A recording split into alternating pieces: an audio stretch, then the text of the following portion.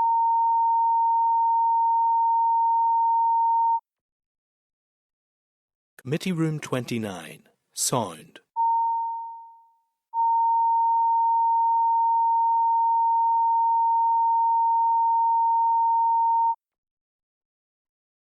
Committee Room 29, Sound.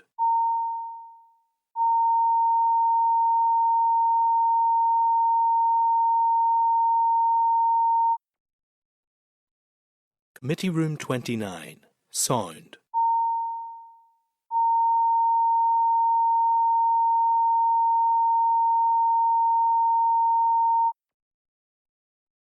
Committee Room 29, Sound.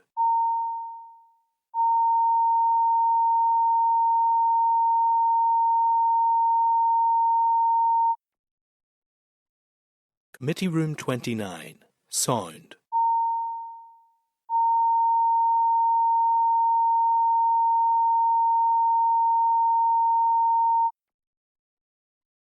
Committee Room 29, Sound.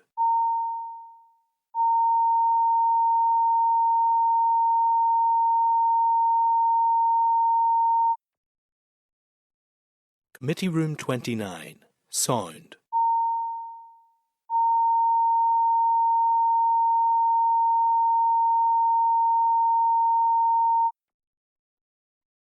Committee Room 29, Sound. Sorry, members, that's us back in open session.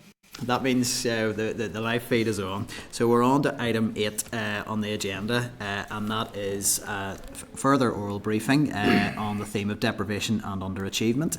And if we can bring the witness through, we also have a witness who'll be joining us online. So I would draw members' attention to the briefing note from the committee clerk at page 231 and a briefing note from the ESRI at page 3 of the tabled papers.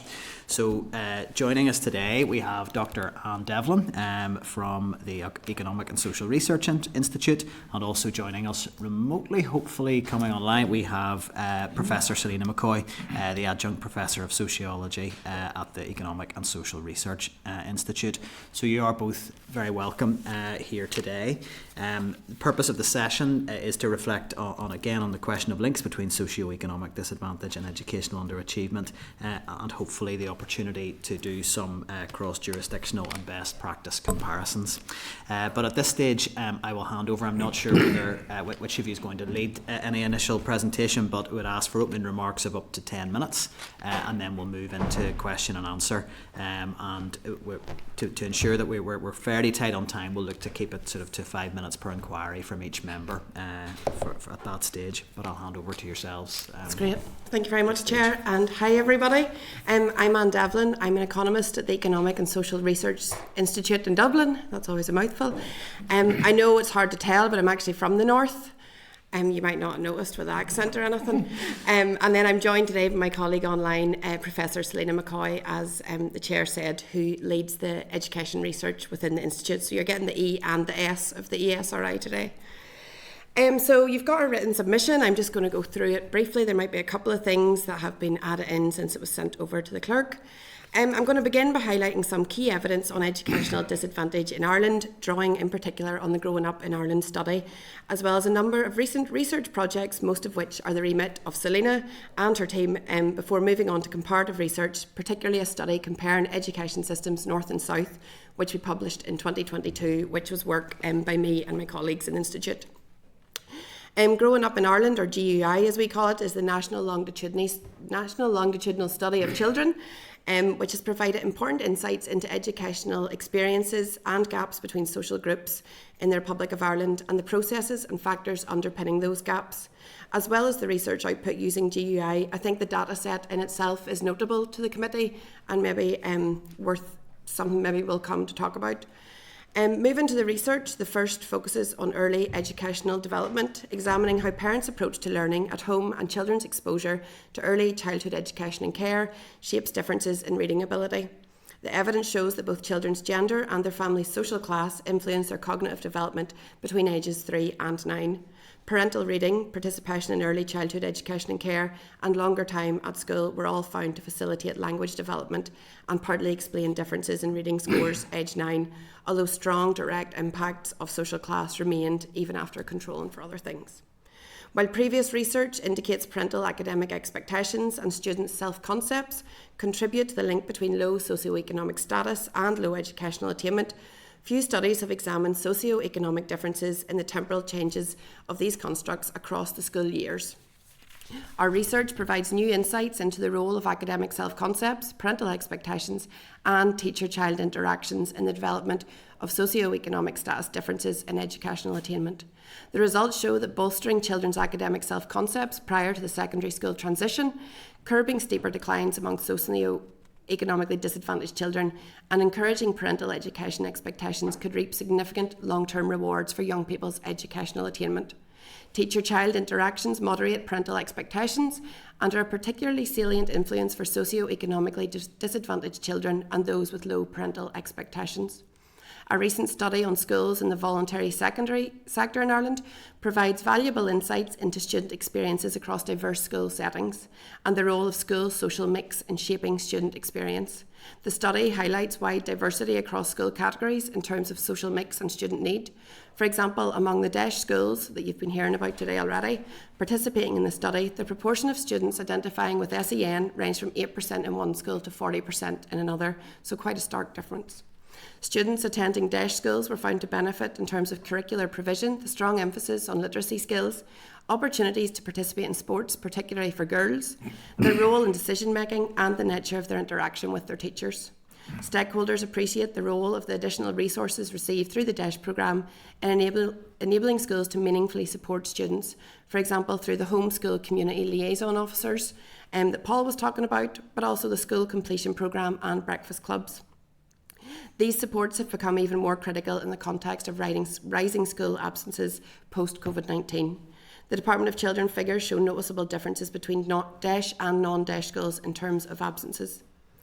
Also at secondary level, there's been research recently on the Grinds system in Ireland, so the shadow education and the growing student participation in that, particularly in terms of the impacts of the widening inequality in educational attainment that will lead to. While 60% of final year students engage in such tuition, there are wide social differentials in participation, not just in terms of social class, but also as a product of motivation and expectation of the students and their parents. Students highlight how the Grinds culture has become normalised, an accepted component of exam success for many students, but family resources shape access to that. Finally, a body of work has been examining intersectionality and educational disadvantage and gaining an understanding into how disability and socioeconomic factors, particularly family resources and school context, shape school and post-school educational outcomes. The evidence reveals multiple challenges facing young people with disabilities in Ireland, in particular reflecting the direct and indirect impact of socioeconomic disadvantage at family, school and community level. All else being equal, children who are identified with a socio-emotional or behavioural difficulty are less likely to progress to higher education in Ireland. The results again highlight the importance of attendance, engagement and achievement during primary and early secondary years and of parental expectations for later outcomes, raising important implications for inclusive education and policy addressing educational disadvantage. The evidence shows the clustering of students with complex needs in DEIS schools and in economically vulnerable households and the significance of these factors in students' post-school pathways. While the DEIS programme has shown strong results in tackling gaps in achievement, attendance and engagement, adequately supporting the complexity of needs that their students are facing demands more resources and is an issue for some of the schools. Two challenges in particular emerge from the research. Schools serving disadvantaged communities that are not part of the DEIS programme struggle to meet high levels of need. Essentially, the programme as it currently stands is not sufficiently responsive to address the changing needs that schools are facing. A second, perhaps larger problem relates to the capacity of schools to meet growing student and community need, particularly in a context of funding shortfall for schools. School leaders and wider stakeholders ask the question, how much can schools realistically do? Plans for a DEIS Plus category, providing enhanced resources to the most deprived communities in Ireland, are very much welcome given the evidence so far. Alongside DEIS Plus, the ESRI have also recently commenced work on developing a monitoring and evaluation framework of the DEIS programme and to identify where changes in policy and resource allocation might be required.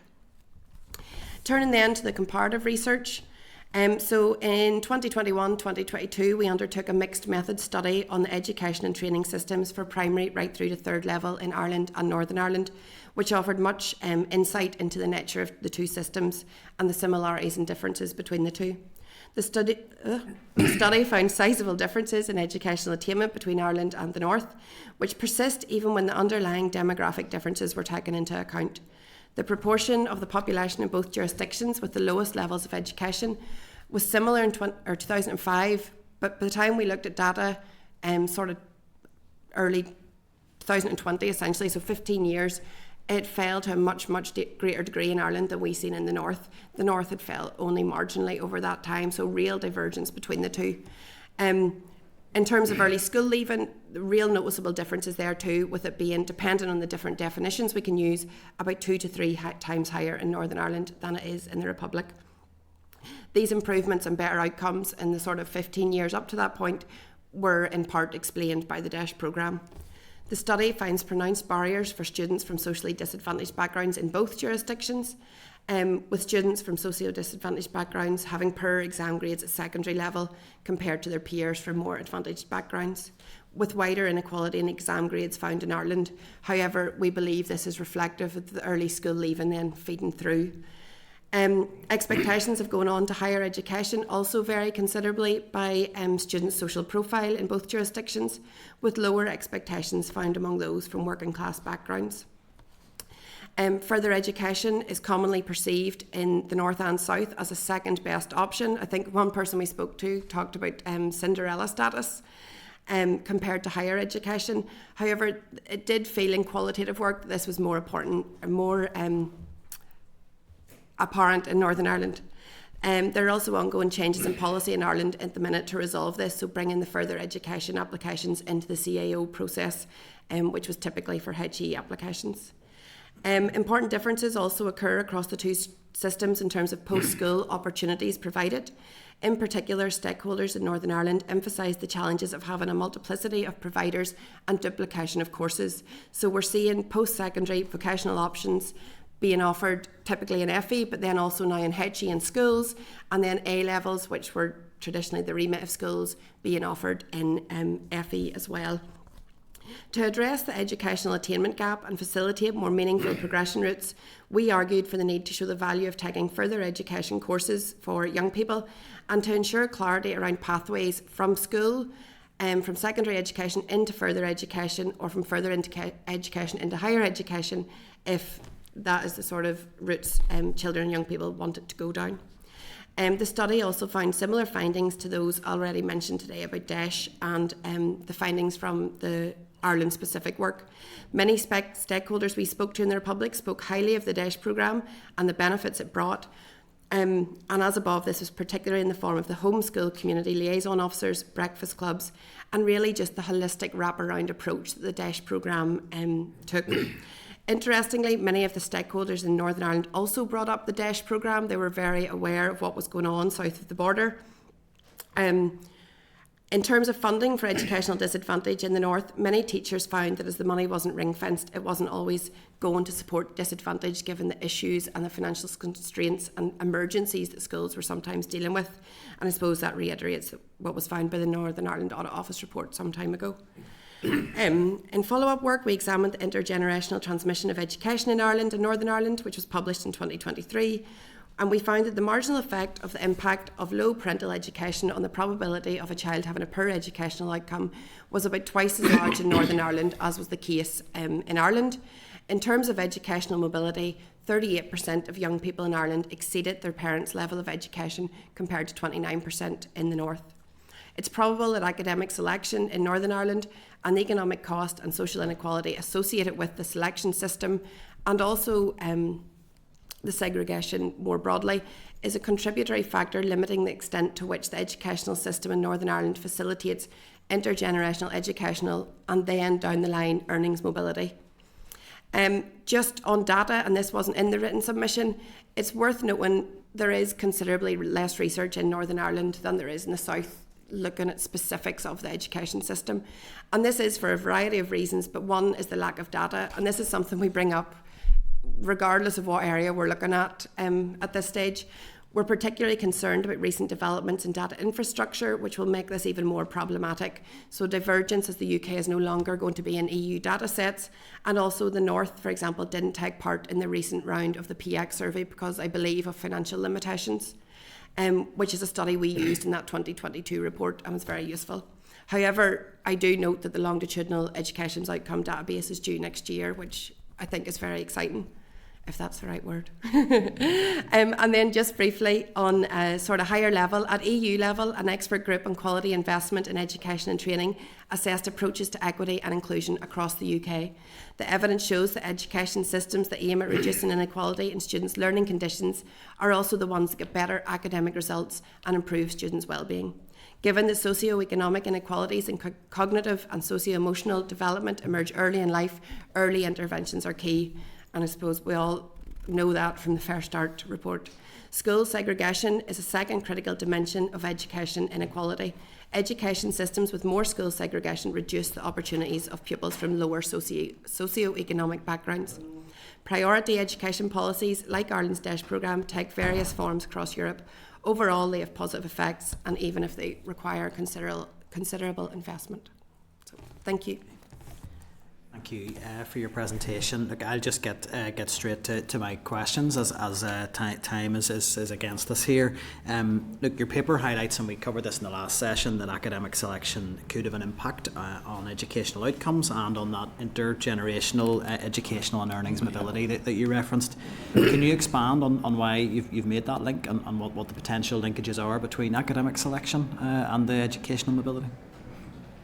Well, I suppose Paul maybe talked about some of the more holistic nature of it.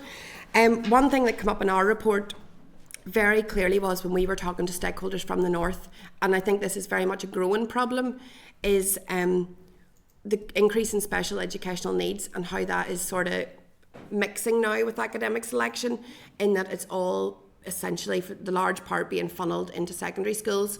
Secondary schools, we know the funding, and you know all about the funding shortfalls, the issues they're facing, and then now essentially with the increase in special educational needs, this is perhaps just increasing challenges for schools. You know, teachers were sort of saying they're dealing with too much. We know that, and really just that the secondary schools in particular are dealing with socio-economic disadvantage and SEN, and really it's compounding within that. In terms of I still want to call it the 11 plus to show my age. In terms of the academic selection at that point at 10 or 11, I think we obviously know affluence had an impact even when it was the 11 plus. Now that we've moved away from that system and it's dependent upon the schools, which aren't supposed to be preparing for it, perhaps are, it wouldn't be my place to comment on that. It really, children and families are then dependent on the private tuition. You know, we've seen what the Grinds system is doing in Ireland. It's exacerbating social inequalities, and really I think it's highly likely that's the case here. I think it's very hard to do research on this, but I think it's something that I actually might be able to do robust research on with the longitudinal data set next year, so it'll be interesting to see. Selena might want to come in from her work in Ireland that's similar, you know, on different types of selection. Very, very good points there, Anne. I guess it's a more complex picture in a way because, you know, we had a lot of subtle selection processes going on in Ireland for a long time, particularly in the whole area of special educational needs. So schools were saying that they really didn't have the supports and the systems in place to meet certain types of need, and by consequence, they were turning people away. Now, that appears to have declined in recent years with the Admission to School Act and all of the recent legislation. It does seem to have declined, but there probably are still subtle practices going on. And this certainly is the case as well. So Anne has mentioned that the DEIS profile varies enormously. So for example, that students with special educational needs range from 8% in one school, in one DEIS school, to 40% in another. And that was just 7 schools we studied in that study. So some schools, by virtue of being very effective and very inclusive in their methodologies and in their approaches and in their climates, as a consequence attract a large number of students with additional needs, of very diverse different additional needs, sometimes complex needs. And by virtue of that, they end up having a population of students presenting with very complex needs, and they don't receive the disproportionate resources to meet those needs, to be fair. So I think there's a lot of issues, and hopefully we can come to it in a moment, but there's a lot of issues over how resources are targeted at schools meeting complex needs in Ireland. The DESH programme being the critical one really, but the effectiveness of that programme in meeting complex needs. So I mean, I can keep talking, but I mean, we might come back to just how the programme is targeting, and a couple of gaps there, and the need for better indicators and the more responsive and dynamic approach. I probably won't talk too much about it now, but it's certainly something. We may come back to that, and I suppose I'll just make one final question on the selection issue, and then maybe just very briefly on how we target resources. In terms of tackling educational underachievement, would you suggest from your research that looking at academic selection is something that the department should be doing? And I'm genuinely, I know we went down quite a political route last time, but in terms of the committee trying to understand what the appropriate interventions are, is that something in terms of what your research has shown that could potentially be an area for attention? Yeah, well, we very much, the stakeholders we spoke to, you know what, it's not us, it's the stakeholders we spoke to in Northern Ireland who came, teachers, principals, you know, a whole range of backgrounds across the north, very much felt that it wasn't helpful. And I think we have some of the, like Professor Tony Gallagher is one of the experts in this area in the world, not just here, and has done lots of research in this area. That's helpful. Look, I'll ask a question, probably just for a brief answer, because I know other members will be keen to come in. We've had investment from the department and from the Shared Island Fund, which has been funnelled into the RAISE programme here. And from our understanding of it at the moment, it's looking at different sort of place-based interventions that are largely looking at pilots, trials, testing in terms of what works well. In terms of trying to tackle educational underachievement, you have a model there with the DESH schools of very targeted investment into specific schools. If there's a pot of money to be invested, would you be suggesting from your research that piloting and trialling different approaches is a helpful intervention, or is getting the money into schools with specific interventions such as we've seen in DESH schools, what is more likely to be effective? And I'm happy to think in the longer term, you know, if the pilots do deliver information that could inform future practice. Just briefly, in my opinion, we have a very, you know, the stakeholders in the north talked much more positively about DESH than some in the south, because obviously they're in it. You know, a lot of them said they wanted more resources, they wanted more schools in. Of course, a lot of people across the north here spoke about the DESH programme and spoke about it with envy. I think it's really interesting to see the move with the RAISE programme. To me, there's been a lot of reports about socioeconomic disadvantage. A Fair Start is brilliant and was very important, but it's not the first time we've learned all of this. You know, there's been reports for a considerable period now. I would be of the opinion that we need to get moving. We don't have huge financial resources here. The government, the executive could change. I think consistency is very important. Getting money is important. But Selena will maybe add briefly to that. Yeah, no, really good, Anne. So just to say briefly, the evidence on DESH is fantastic. I would kind of contest Paul a little bit on this, or Professor Downs. So we did a study last year, 21 deep dive in 21 schools, 7 DESH, 7 socially mixed, and then some fee charging schools. The DESH students came out very strongly across a whole range of dimensions, including things like their literacy, their emphasis on literacy, their reading, their opportunities to engage in extracurricular activities, particularly sports, particularly for girls, which tend to be much less likely to participate in sports, their role in decision making, democracy in school, the school climate, the relationship with the teachers, the positivity in which they relate with their teachers. All of those things were really strong for students in DESH schools.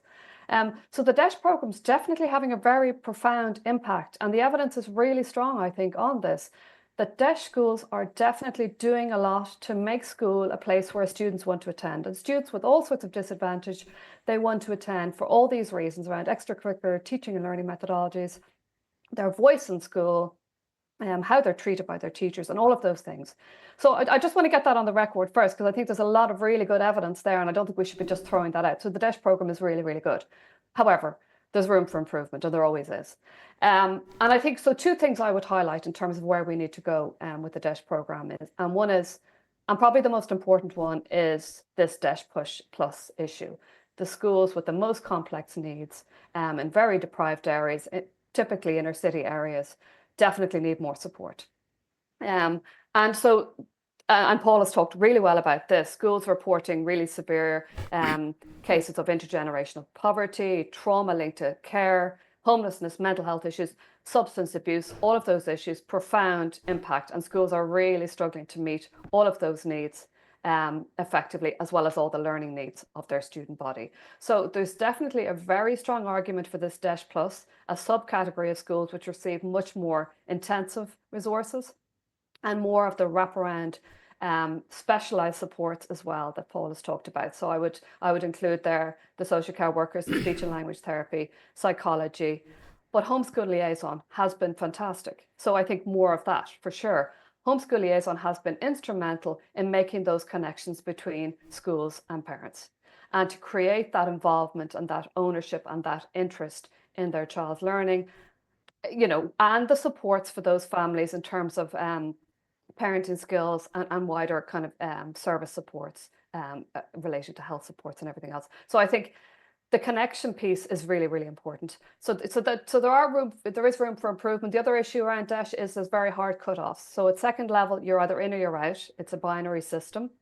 And lots of schools have changing enrollments very, very quickly, and the system doesn't respond very quickly. So it's based largely on census data every 5 years. And of course, a school's profile can change in 2 or 3 years very dramatically. So if we can create a more responsive and dynamic identification of schools, I think the DESH program is fantastic. And I hope I'm not unique in thinking that in Ireland, but there's a lot of research to show a lot of positive effects, and it's a good program. That's really helpful. I wonder, just to finish on my points, would it be possible for you to, I think for the committee to share any of that sort of information that we could look at outside of the meeting space in terms of just a background to the history of the DESH programme, the research that's been done in terms of assessing its impacts and effectiveness? That would be really helpful, I think, for members to see. Okay, I'll bring in the Deputy Chair now. Thanks, Chair. Thank you, Anne, for your presentation, and Selena also. I wanted to go back to the RAISE programme, who got the funding came from the Shared Island Fund, €24 million. Unusually, the Minister has devised a very sort of complex and convoluted way of allocating that funding, and hasn't given any extra weight to poverty, socioeconomic deprivation. Now, we've heard a lot today, Selena mentioned it and Paul mentioned it beforehand, about other factors that may be involved in educational underachievement and early school leaving. But from what I have learned in my role in this committee, socioeconomic deprivation is still the best predictor of a child's educational outcome. Would that be true? Yes, that would be true. We know there's gender differences, we know there's religious differences, but it's very clear, there's numerous tables in the Fair Start report, it's very clear that socioeconomic difference is the main driver of it. And I suppose you can measure that however many ways, but it's fairly consistent and it's found in lots and lots of places. And therefore, if an education minister in the South had said, when the DESH programme was being established, had said, well, we don't want all this funding or most of the funding going into inner cities, where most of the deprivation is, but we want to spread it out geographically. Would that make sense to you? Thankfully, I did my homework on this committee. This is very wise, Anne, very wise. I wasn't actually expecting all the questions in academic selection. Do you know what? When the RAISE programme was first announced, and I'll tell this very honestly because it's the only way I know how to do things, I think I heard about it. I was in the car, it came on the radio. I says, brilliant, following our 2022 report, great to hear. This is exactly why I went to work in the Institute, to be working on policy relevant issues. So I went home to look up what was the crack with RAISE and what was going on. And I think one of the first things I came across was the list of schools, which immediately I was shocked by and really didn't understand. I went to a grammar school in Ballymena, which I won't name given the backlash that followed the list of schools. and was surprised that it was quite near the top of the list. But I know now, I don't know what's happened. There's been a bit more clarity maybe since about how exactly raise areas that they are and not particular schools have been formulated. I know there's been a movement away from free school meals, and to be honest, I think there's probably pros and cons to that. You have talked about it loads here before. This is not news to anybody. Free school meals is a very crude measure of deprivation, but it's annual, it does the job. I know the minister, there's 7 or so criteria. They probably all are very heavily correlated with free school meals, I would imagine, if you looked at the data. My concern around some of them would be the likes of the GCSE attainment. As Selena said, one of the issues with DEIS is it's being done every 5 years on census. If you're waiting for children to get the full way through till year 12, then you're waiting on the GCSE data results to come out, and then the data to come out a year later before you make any pivot to raise. That's where my questions would be in terms of that time lag, given the importance we know on early interventions. In terms of the criteria and the method that's got to, I do think there's probably a lot of correlation between them metrics if you were looking at the data. In terms of the regional spread, it's unclear from the methodology and so forth online about how that's done. You know, do you pull Belfast and Derry out and then take the next, or is it just on an LGD basis? I wasn't entirely sure looking at it, so I wouldn't comment. I went to school in Ballymena. I now live in East Tyrone. So I personally, I think some of these things, there's personal and there's political decisions to be made about where funding goes. We don't have a magic money tree. I personally would be supporting that it's spread across the north, especially given the economy and all other departments. You know, we talk a lot now about regional balancing and looking sort of west to the Ban. So. Fair enough. I mean, I suppose Selena maybe just wants to come in. Yeah, I might just add to that. So yeah, I mean, excellent answer, Anne. Fantastic. But I just want to add, so this is a topic of scrutiny at the moment in Ireland. So I've just signed a contract just this week with the Department of Education to develop a monitoring and evaluation framework, particularly around DEIS. So the objective of this research program of the next 12 months will be to get a more responsive and effective identification of need within and across schools. So how is socioeconomic disadvantage best measured? What sort of variables do we need? Which sources of data do we need? Can we use existing data? Is that enough? Can we improve existing data sources like the pupil database, the post-primary pupil database? And, you know, or do we need additional data sources to best measure need and socioeconomic deprivation in particular? And all with a view to kind of shaping resource allocation and the effectiveness of that allocation and an ongoing refinement and measurement, capturing that evolving school need. Because in every jurisdiction, schools' needs evolve very quickly in some cases. And so it needs to be a very dynamic, responsive system.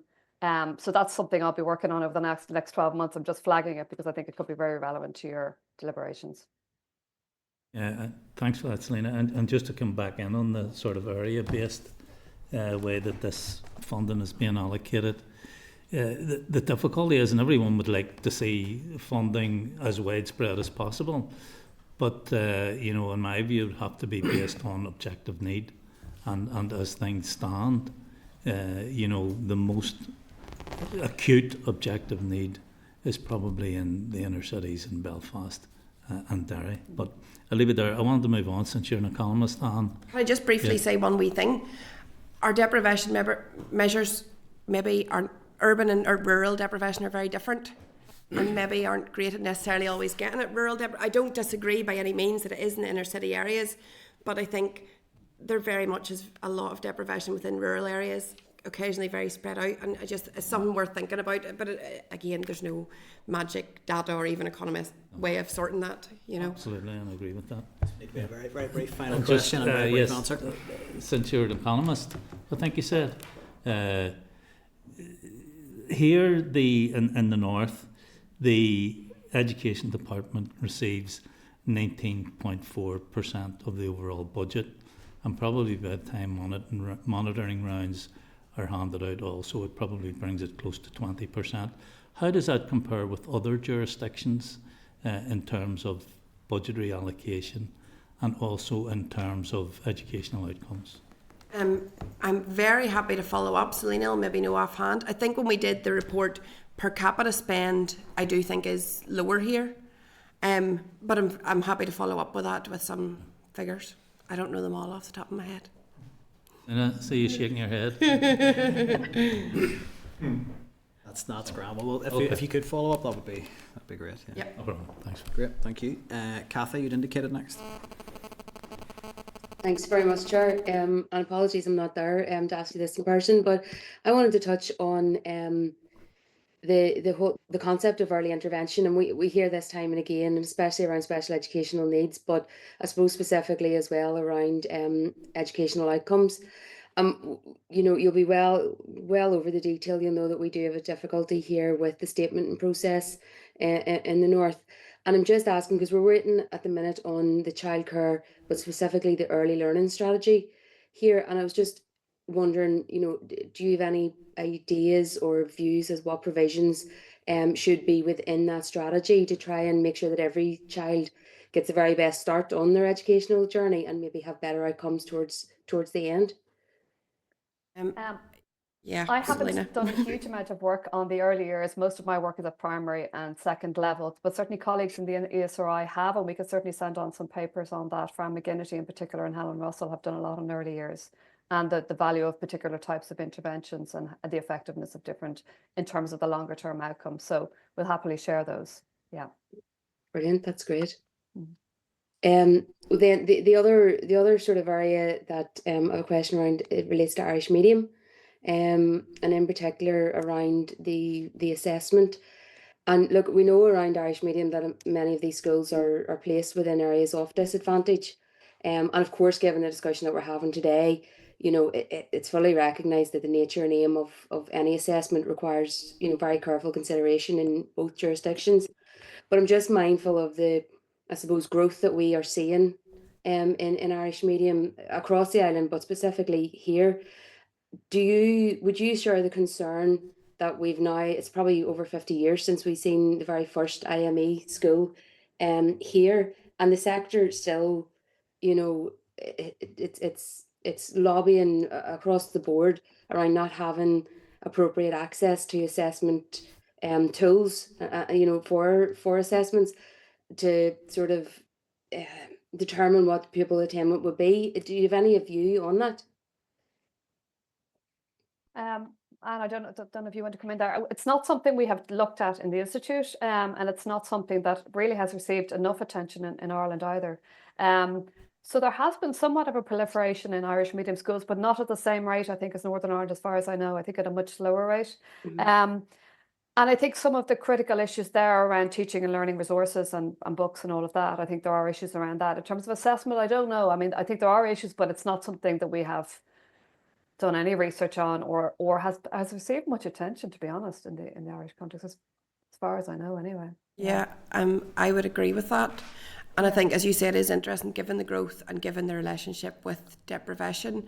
I suppose more on an anecdotal note, what you do see or where there maybe are communities around these schools and stuff, it's very ad hoc and based on individual people, and that seems to be how a lot of the education or that sector is driven, by people who feel very strongly about it. The likes of Anne Carn and Mahara, which obviously the school, there's a shop with a big community resources, and I think they've several books out now that they're selling within the shop because they just weren't available. But again, it's all sort of ad hoc and people based, really. And actually, sorry, there was one piece of work we did, gosh, it's back in 2004, so it's quite dated.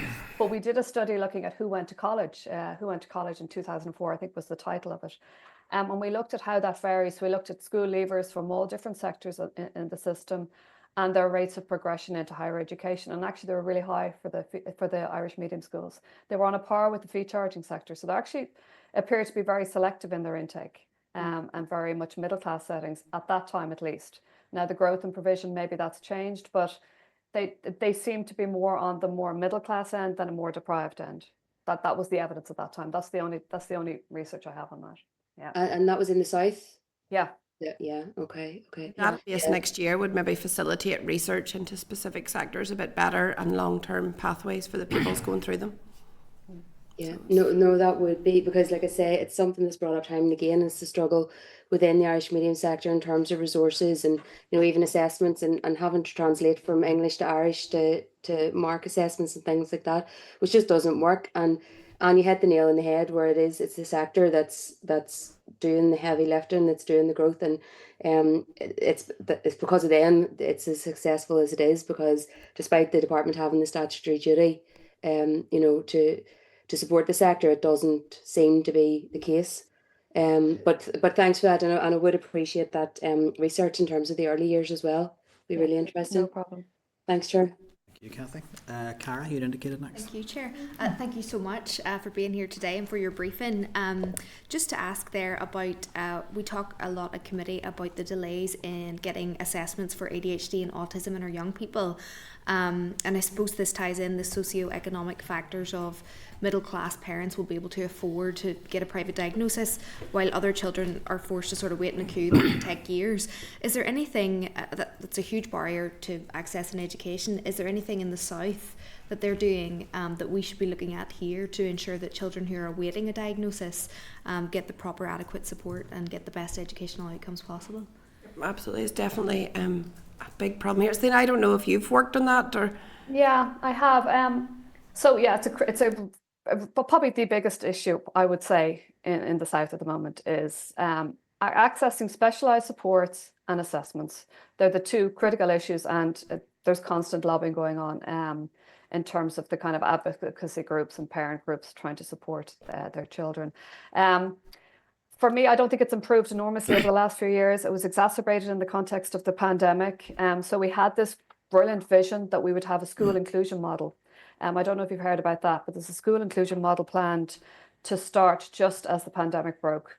And the idea of that was that there would be specialised supports within school context. So you'd have speech and language, psychological supports, occupational therapy, and a whole suite of supports, and far more in the way of NEPS, National Educational Psychological Service, the assessments they provide, and that they would be kind of wraparound and would support ultimately a move towards full inclusion. By full inclusion, everybody attending a mainstream school. Now, the pandemic happened, and nursing supports as well would also be brought into mainstream schools. When the pandemic broke, obviously none of that became realistic. Recruiting any of those people to work in schools became impossible. And that programme broke down, and we have been actually commissioned to do a pre-post analysis impact study, which obviously never happened. So I think that model that was being designed was very promising. In the sense that you bring all these wraparound supports into a mainstream school context, and then you reduce the need for students to go to specialised, segregated settings. It's happened in a few countries quite successfully, but there are challenges, and obviously it's a really complex thing to do, and it requires massive resources, to be fair.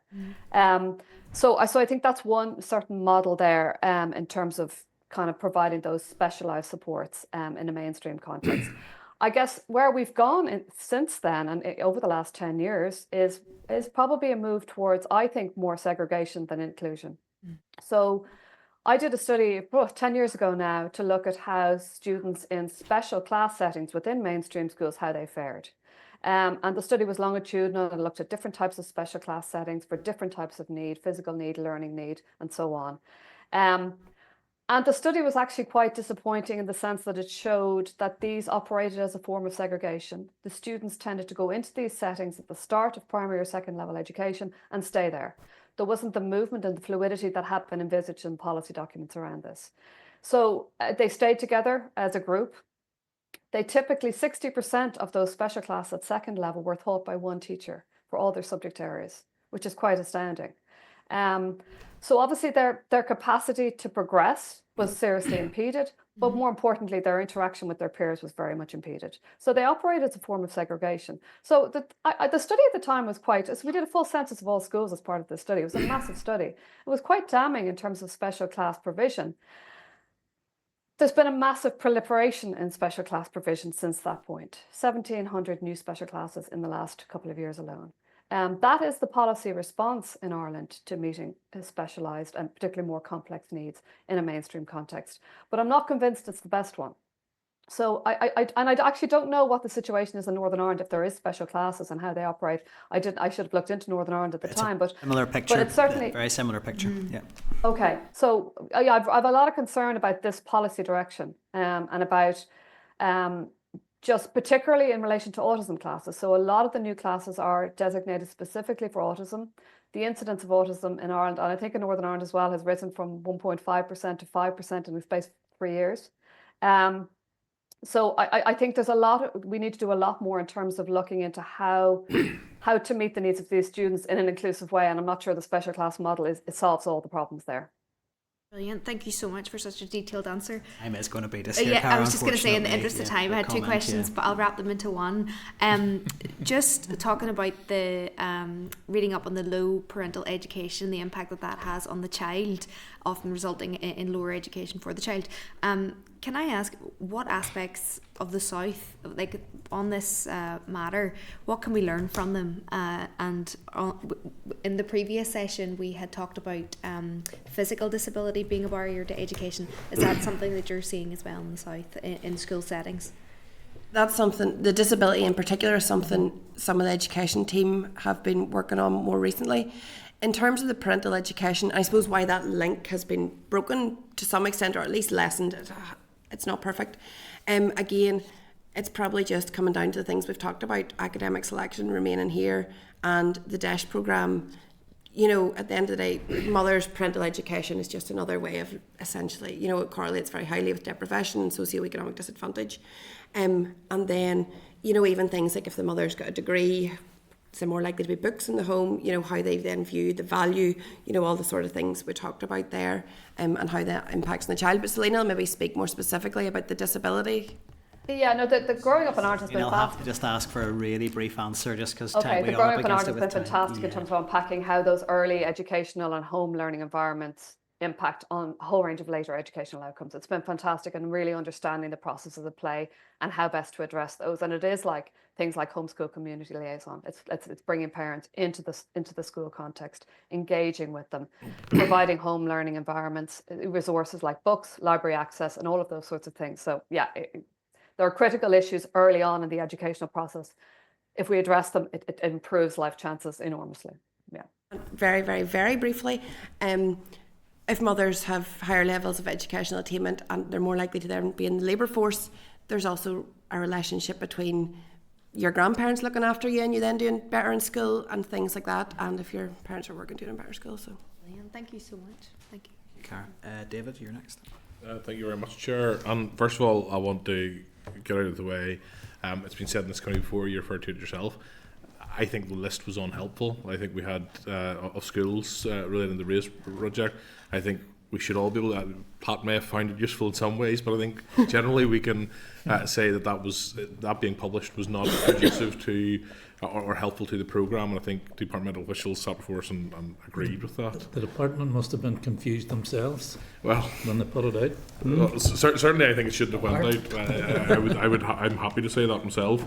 It was misleading, and while I'm a defender of academic selection of our grammar schools and the work that they do, I do have some sympathy with the idea that schools doing the heavy lifting really need to be resourced appropriately for that, and I see that within secondary schools that are doing that within my own area. The only thing I would say is that some of those issues that they're facing, or at least the scale of them, are relatively recent, sort of have arrived on us fairly recently in terms of the waves of new communities, the rise in send pupils without having had the data from health and so on. So it's a challenge I think we're all, and I think everybody recognises it's challenges, but that we're all facing now in an imperfect situation, but that I think funding does need to recognise that going forward personally. I'm interested actually in going back probably to the discussion you were having around RAISE and understanding. I think there's probably, I think the answer to this probably is there isn't a perfect way, but I was formerly, as Danny would know, a representative for Lisnashara, DEA and Belfast City Council. I was constantly frustrated by what we call our neighbourhood renewal areas, because there was areas in my constituency fell outside those, but I felt were being punished because of relative affluence around them. I think that's some of the issues that you're talking about on a rural basis as well. I can think of an area in East Belfast where a community association on Beersbridge Road, which I don't think anybody would argue isn't a sort of area that needs support in that way, falls metres outside the neighbourhood renewal area, constantly lose out in funding because of that. What way, is there any way you think we can improve the model that we do for education, but not just in education, across the board, to make sure that those pockets of deprivation across the country are recognised, and those people who live in those areas who are not financially well off or from affluence are not punished because of the relative affluence of those around them? Yeah, I think it's a very interesting question, and there's been work done. Belfast is actually, and hopefully I remember this right, Belfast is actually, and the North more broadly, is unique in that other places, the sort of deprivation does, where you live, it works on a spectrum in terms of the more affluent areas are further from the more deprived areas, and you can nearly see it as you move between them.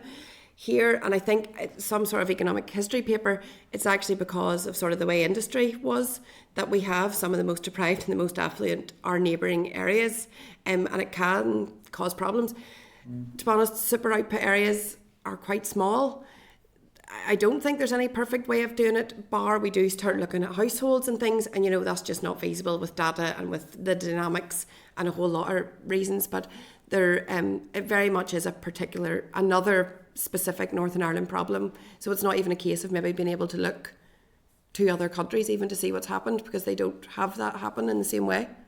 Yeah, no, I appreciate that. I think that I didn't expect a perfect answer to that, and I think, to be honest, I think that's why I probably welcome sometimes that there's a different approach to different programs, because sometimes you end up with programs, if they're all using the same metric, the same criteria, they constantly hit the same people, and those people who are left out get left out all of the time. So I think there's some logic in that personally. I also think, I'll obviously disagree on academic selection, and we can do that all day, but I think what we might be able to agree on is that actually that discussion and the dominance of that discussion, I think, hides a wealth of sins in terms of some of the underlying issues as well that we can deal with and we might actually be able to agree on, rather than those totemic political issues. But that's more comment than question. And thanks very much, Chair, and thanks for your answers. Appreciate it. David? Peter, I have you as last indication given time. I'm not seeing any others, so I will take that as last indication. Outstanding, Chair. Thank you so much for your attendance and evidence today. I have quoted ASRI on several occasions, probably at this committee. Actually, your research is really good, and I've really enjoyed reading through some other reports that you've done. I want to just start with early educational development and the relationship with sort of social class. It's one of the bits of your evidence. There's a study that I think it was Victoria State did, and they found that if you read to children from 0 to 4, by the time they get to P1, they'll actually have cognitive ability of a P2. That's the impact of reading every day. Would you accept that the battle is not actually, having a book is not particularly challenging, because books are very, very cheap these days, and reading material, even for kids, and as far as I'm aware, the Department of Education has book trusts, so all newborns in Northern Ireland get books. Would you accept that the battle around this sort of area is more getting parents reading to children? It's not, it's not a social class barrier in terms of the economics of it, because some of the that one intervention clearly demonstrates that actually kids can massively excel in school if they're read to every day, and that barrier of reading them every day is not necessarily an economic one. Would you accept that? Or you're maybe getting ready to shake your head there. And do you want to come back to me on? I'd be interested in your thoughts around that. Selena was looking to come in, but it's again. Oh, okay, sorry. It's difficult because of the screens. Selena is probably the expert. I will say what I do know. I agree and I disagree. I think if you're we know what's happening with poverty. We know what's happening in here. There's people struggling. You might have all the books in the world sitting in the corner. One of my sisters has 3 children. One has 4. Getting home from work and doing dinner and bath time and trying to start reading is very difficult. It's like, do you live in our house? Because we have similar problems. And I think there's maybe more nuances attached to the economics of it. Yeah. I try not to be a scary economist that just says, you should do this or that. There's also a study which says the number of books even has an impact on children. So maybe maybe the parents that are read then buy more books, but I just think it's very nuanced. But Selena will know the expertise in the area. No, you're spot on, Anne. Access to books is important. And the number of books, absolutely, time and time again, every study we do, you put in the number of books in the home and it predicts all sorts of things internationally. So it is important. Library access is obviously another big thing. Countries that do library access, community access to libraries very, very well is another big area. But I think the role is really for preschools and primary schools to kind of make parents aware of those kinds of links and that importance of that time, that reading time with school, with their child. So I think there's an awareness piece for sure, and the preschools particularly have an important role here. Obviously, primary schools as well. Just to note that study that we did cite at the beginning of Anne's presentation did show that boys don't read nearly as much as girls. So there's a big gender issue here that we definitely have to grapple with. So that's another issue. That's an aside. It's not socioeconomic, but it's disadvantaged boys particularly who aren't reading. We can't ignore screen time and technology as well. So obviously that is impacting too on engagement of reading for pleasure. And we know from growing up in Ireland, so we compared the two cohorts, one born in 1998, the other born in 2008, the incidence of reading for leisure all through primary has declined dramatically over time. Part of it is to do with screen time and all of the activities around technology and mobile phones, but it is also to do with just a shift away from reading for pleasure. And that's something that we really do need to grapple with right across Europe. I think it's an issue. That's all I'll say on that. Yeah. Thank you. I'm just gonna come back to raise, and I have the indicators because Anne, you've done some work on this. It'd be a shame if you did all that work and we didn't ask you a couple of questions on it. So I'm going to ask for one question, Peter. Time is oh, Chair, I want my 5 minutes here. I want my 5 minutes. Oh no, and you're you've got me in a stopwatch. I'm gonna stopwatch everyone in this committee, and we're recording the times now. Okay, so like, for example, would you accept that in terms of a child-centered approach, that indicators such as free school meals entitlement incorporated with income deprivation measures, health deprivation measures, and also GCSEs, and you made the case about what the problem with that was. But surely, if we're going to target outside maybe the traditional areas, surely having multiple factors that better target these children wherever they live and whatever school they go to, it's just it's the child who you're trying to support with RAISE. Having multiple measures in place to target the funding surely is actually better than having one measure, which is free school meals, which you accepted was we all probably would accept is a little bit blunt in terms of measuring where the funding should be targeted. Would you accept that, Anne? I think I'd need more information on where, free school meals is every year. Mm-hmm. It can change quite a bit. It's that to me is the benefits of it. And also, honestly, as a researcher, see if things and data stayed the same, our life would be significantly easier. That would be my concern. I don't think it's a terrible idea. And as you said, in terms of the people who maybe are left out by other measures, but then also if other interventions are targeted towards you, and then I just would wonder why there's a change, to be honest. And I think free school meals is there. It's every year. It's comparable. It's consistent.